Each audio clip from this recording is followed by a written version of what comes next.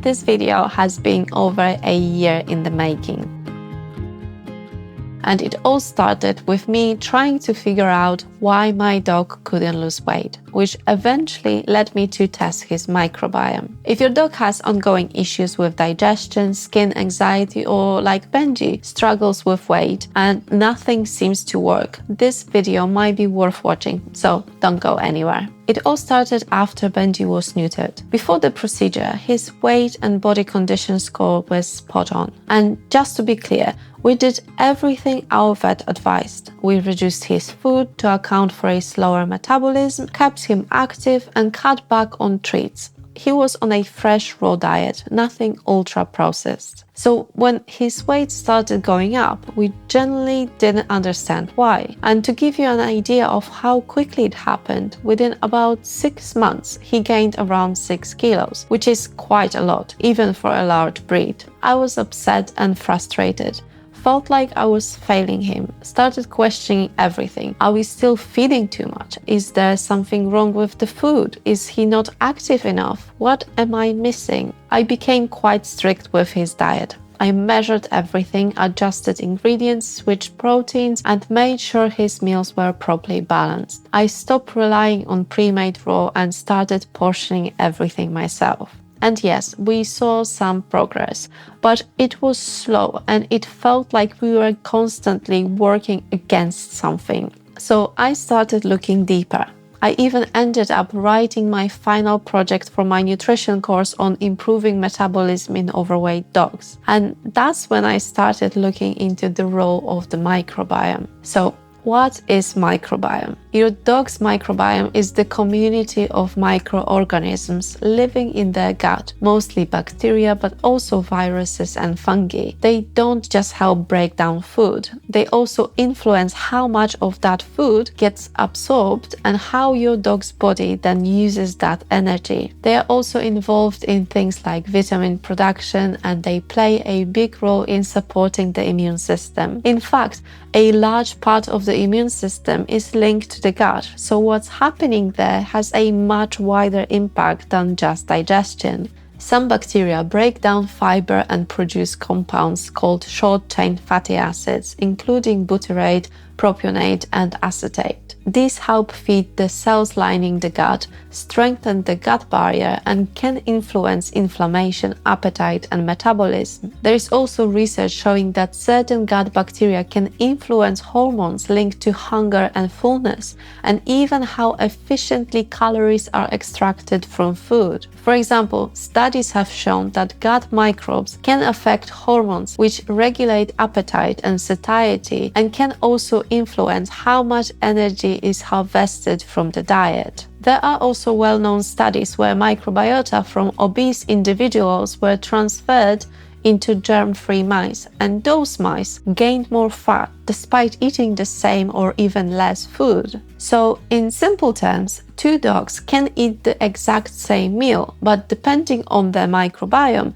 they might not get the same outcome. One might maintain weight easily, while the other would store more of that energy. So why did I think this might be relevant for Benji? Well, looking back, it all started to make sense. After neutering, he also went through a fairly long course of antibiotics because his wound wasn't healing properly. And antibiotics don't just remove harmful bacteria, they also reduce beneficial ones. So my thinking was, if you combine that disruption with the metabolic shift that happens after neutering, it could create a situation where his system is just not working in his favor anymore. We did check his thyroid as well, because that's another big factor in metabolism. His results, T3 and T4, were within normal range, but sitting on the lower end, which means his metabolism might naturally run a bit slower. It wasn't enough to diagnose hypothyroidism, but enough to make losing weight harder. So at that point, I felt like I needed more answers.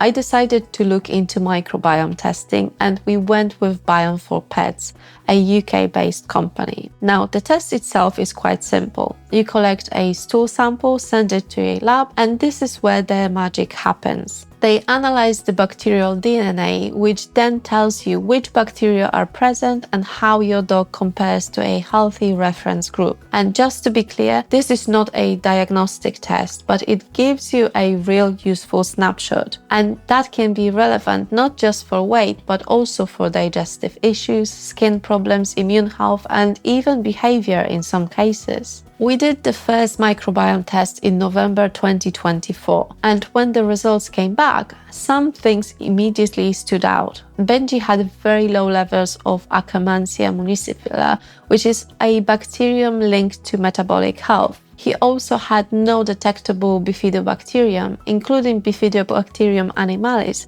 which plays a role in fiber fermentation and gut balance. At the same time, his microbiome was dominated by bacteria like Bacteroides, Blotia, and Clostridium groups, which are very efficient at breaking down food and extracting energy from it. So, at least now, I had something concrete to work with. I started making changes: more prebiotic fibers, fermented foods like kefir, targeted probiotics, and really focusing on creating the right conditions for the beneficial bacteria to grow. And we stuck to that, but despite early progress, the weight stopped going down. We repeated the test in February 2026 to see if that actually changed his microbiome. And the answer is a bit, but not enough. There were small improvements. Some parts looked slightly more balanced, a bit more stable, but the key things we were trying to change weren't shifting. Akkermansia municipula was still low,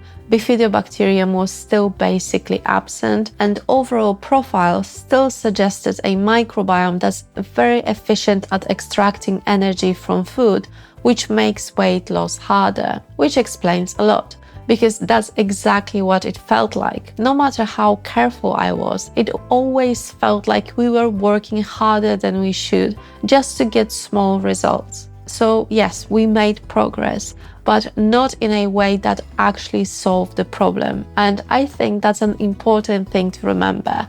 You can do a lot through diet and supplementation, and it does help, but in some cases the microbiome seems quite resistant to change, especially if certain bacteria are missing or have been suppressed for a long time. The reality is, we are still early in understanding all of this. Only recently have scientists mapped most of the canine microbiome, and there is still a lot we don't fully understand. So where does that leave us? The next step for Benji is faecal microbiota transplantation, or FMT. We are starting with capsules which introduce microbiota from a healthy donor, essentially trying to bring in the bacteria that just aren't there at the moment. I'm very excited to see if this approach will bring the results we want, and I'll share everything we do and what happens next in the future video.